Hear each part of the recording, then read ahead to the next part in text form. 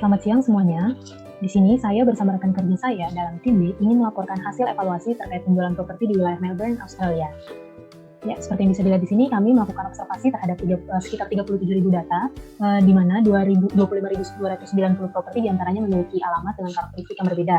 Nah, data ini kami peroleh dari postingan website domain.com.au, dengan periode datanya diambil mulai dari bulan Januari 2016 hingga bulan Oktober 2018. Selanjutnya, kami mengharapkan hasil analisis atau evaluasi ini selanjutnya dapat digunakan untuk memberikan informasi yang dapat menjadi rekomendasi bagi para pemilik ataupun para agen properti supaya bisa meningkatkan profitnya dalam penjualan propertinya. Nah, di sini seperti yang bisa dilihat, penghasilan atau income pada tahun 2017 meningkat secara signifikan di sini dapat dilihat, dan kemungkinan hal ini kami asumsikan bahwa hal ini disebabkan oleh penurunan suku bunga bank sentral yang mengakibatkan meningkatnya daya beli masyarakat sehingga penjualan properti meningkat dan penghasilan pada tahun 2017 pun ikut meningkat. Namun masih terdapat faktor-faktor lain yang belum bisa diteliti sebagai penyebab kenaikan ataupun penurunan penghasilan dari penjualan properti. Nah, di sini kami akan mengolah data berdasarkan dua data, yaitu data normal, yaitu merupakan data dengan tanpa outlier, dan juga data spesial yang merupakan data dengan outlier.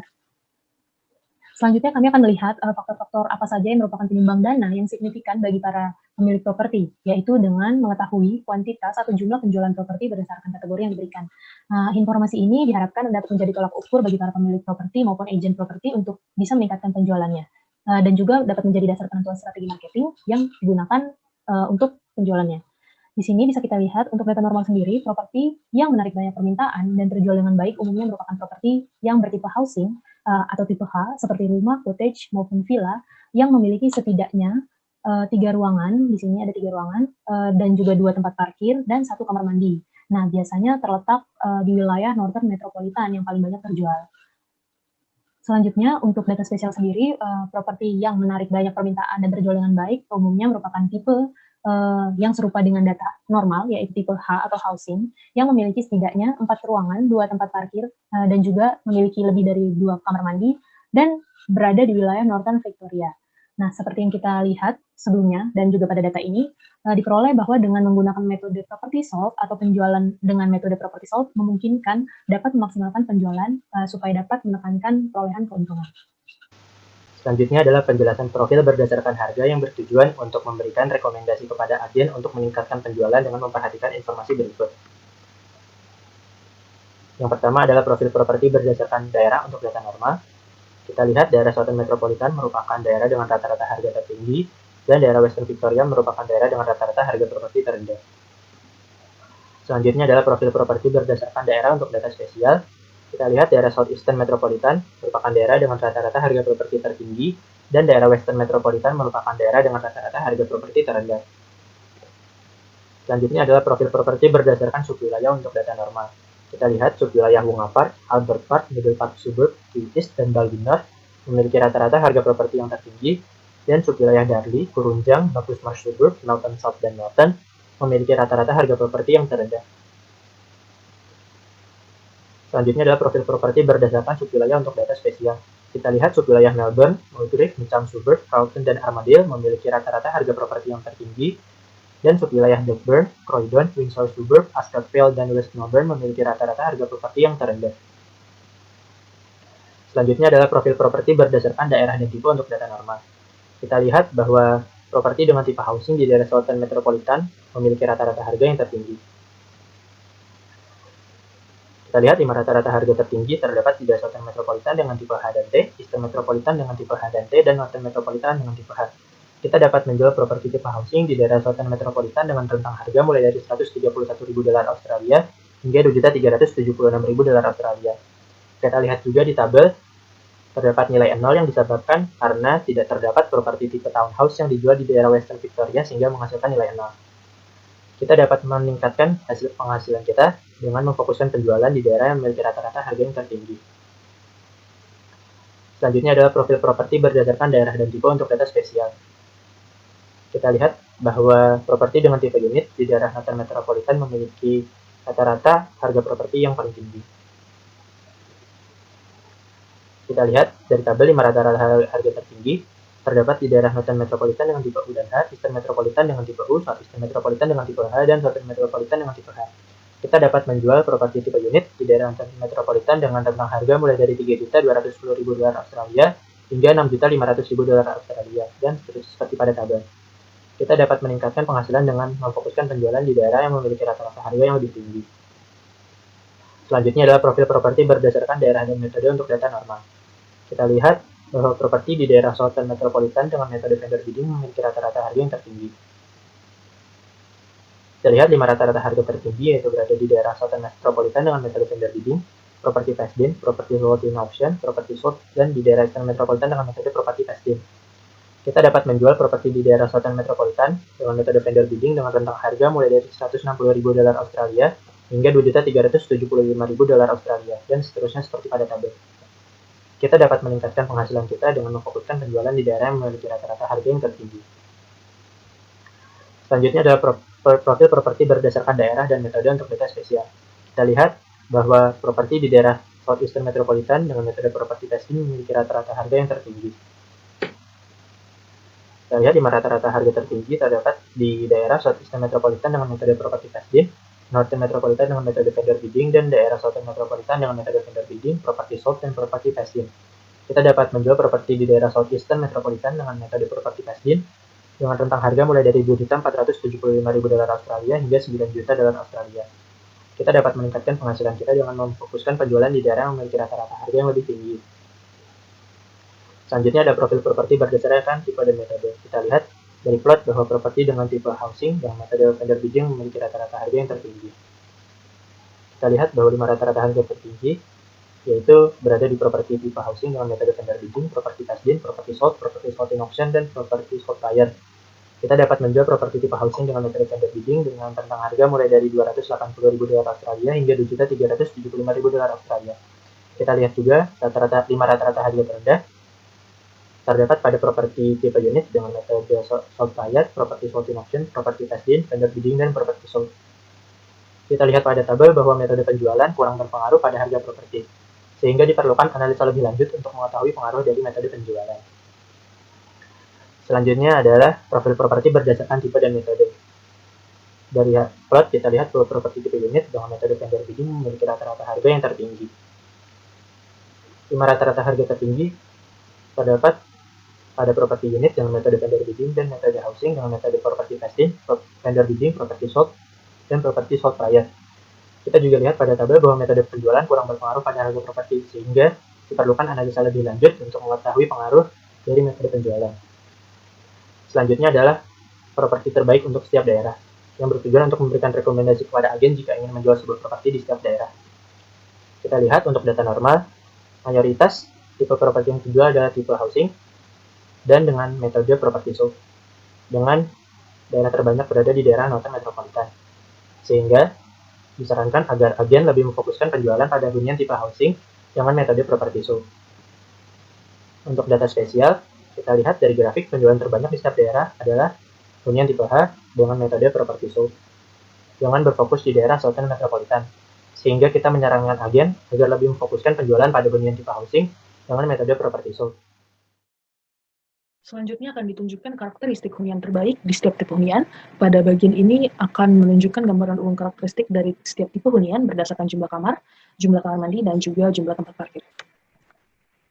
Perlu diperhatikan kembali, tipe H adalah properti-properti yang berbentuk rumah, cottage, atau villa, sedangkan tipe T adalah properti-properti yang berbentuk townhouse, tipe U adalah properti-properti yang berbentuk unit atau apartemen. Nah, bisa dilihat dari grafik untuk data normal, hunian tipe H umumnya mempunyai 3 ruangan, 1 kamar mandi, dan 2 tempat parkir. Hunian tipe T umumnya mempunyai 3 ruangan, 1 kamar mandi dan tidak mempunyai tempat parkir. Sedangkan hunian tipe U umumnya mempunyai 2 ruangan, 1 kamar mandi dan tidak mempunyai tempat parkir. Sedangkan untuk data spesial, hunian tipe H umumnya mempunyai 4 ruangan, lebih dari 2 kamar mandi dan 2 tempat parkir.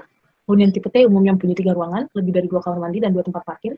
Sedangkan hunian tipe U umumnya mempunyai 3 ruangan, 1 kamar mandi dan tidak mempunyai tempat parkir. Bagian selanjutnya akan menunjukkan nama-nama agen terbaik berdasarkan riwayat penjualan dari tahun 2016 sampai 2018. Untuk data normal, agen terbaik adalah Nelson dengan penjualan terbanyak sebesar 2.479 properti, disusul oleh agen Barry, Jealous, Hawking Stuart, dan Ray. Berdasarkan daerahnya, Untuk daerah Eastern Metropolitan, ada agen Barry dengan penjualan sebesar 580 properti, daerah Northern Metropolitan ada agen Nelson dengan penjualan sebesar 1.466 properti, daerah Eastern Victoria agen Barry dengan penjualan sebesar 20 properti, daerah Northern Victoria ada agen Lorraine dengan penjualan sebesar 38 properti, daerah South Eastern Metropolitan ada agen Buxton dengan penjualan sebesar 223 properti, daerah Western Metropolitan ada agen Nelson dengan penjualan sebesar 767 properti, daerah Southern Metropolitan ada agen Buxton dengan penjualan sebesar 1.039 properti, daerah Western Victoria ada agen Hawking Stewart dengan penjualan sebesar 23 properti. Sedangkan untuk data spesial, agen terbaik adalah Marshall dengan penjualan terbanyak sebesar 331 properti, disusul oleh agen Giles, agen Kai, agen RT, dan agen Nelson. Berdasarkan daerah, untuk daerah Eastern Metropolitan ada agen Miles dengan penjualan sebesar 16 properti, untuk daerah Northern Metropolitan ada agen Nelson dengan penjualan sebesar 30 properti, daerah South Eastern Metropolitan masing-masing agen berhasil menjual sebesar 1 properti, daerah Southern Metropolitan ada agen Marshall dengan penjualan sebesar 328 properti, dan daerah Western Metropolitan ada agen Nelson dengan penjualan sebesar 10 properti. Dari data-data yang dipaparkan, perusahaan bisa menjadikan agen Nelson dan Marshall sebagai contoh untuk agen-agen lainnya, dan juga mungkin memberikan insentif tambahan ataupun bonus kepada agen-agen properti yang ada jika properti yang berhasil terjual semakin banyak. Selanjutnya kita akan membahas clustering analysis, di mana kita membagi rumah-rumah yang berada pada database kita menjadi beberapa kelompok berdasarkan 6 variabel, yaitu ada jumlah ruangan, harga properti atau rumah, jarak dari pusat kota, jumlah kamar mandi, jumlah mobil, dan yang terakhir itu luas tanah. Untuk yang pertama yaitu berupa data normal. Berikut visualisasi dari perbedaan dua klaster tersebut serta plot dari data yang kita punya beserta label clusteringnya. Jika kita lihat dari gambar pertama, klaster pertama itu terdiri dari tipe properti dengan harga yang lebih murah, jumlah ruangan, kamar mandi, dan tempat parkir mobil yang lebih sedikit dibanding klaster kedua. Akan tetapi, luas tanah pada masing-masing klaster tidak berbeda jauh. Lalu, untuk karakteristik dari masing-masing klaster pada data normal, diberikan pada tabel di bawah ini. Untuk klaster 0, atau kita bisa sebut kelompok 1, dia memiliki harga properti rata-rata sebesar $866.836,4 Australia. Sementara untuk klaster 1 atau kelompok 2 memiliki harga properti rata-rata yang lebih tinggi, yaitu sebesar $1.175.020 Australia. Kemudian luas tanah, pada kelompok pertama diperoleh rata-rata luas tanah sebesar 526 meter persegi, sementara untuk kelompok 2 sebesar 683 meter persegi. Kemudian untuk jumlah ruangan, jumlah kamar mandi, dan jumlah tempat parkir, pada kelompok pertama diperoleh jumlah yang lebih sedikit dibanding kelompok yang kedua. Akan tetapi terjadi keanehan pada variabel terakhir, yaitu jarak dari pusat kota atau distance, di mana untuk properti atau rumah dengan harga yang tinggi, yaitu kelompok 1, kelompok 2 maksud saya, memiliki jarak yang lebih jauh dari pusat kota dibanding kelompok 1, yaitu 14 km dibanding 10 km. Dari hasil analisis yang kita lakukan, bisa diperoleh bahwa data yang kita punya berada pada satu kawasan yang sama. Serta diperoleh juga bahwa variabel distance atau jarak dari pusat kota tidak berpengaruh pada hasil clustering tersebut. Sehingga bisa disimpulkan bahwa jarak dari pusat kota tidak begitu berpengaruh terhadap harga. Kemudian untuk data spesial atau data outlier, diperoleh jumlah optimal cluster yaitu sebesar 2. Klaster pertama terdiri dari tipe properti dengan jumlah ruangan, kamar mandi, dan tempat parkir mobil yang lebih sedikit dibanding klaster kedua. Akan tetapi harga properti di kelas 2 klaster ini tidak berbeda jauh. Nah, apa yang membedakan data spesial ini dibanding data normal? Bisa kita lihat dari karakteristik masing-masing klaster. Ini dia. Di sini diperoleh bahwa harga properti rata-rata untuk data spesial pada klaster 0 dan klaster 1 jauh lebih besar dibanding yang ada di data normal.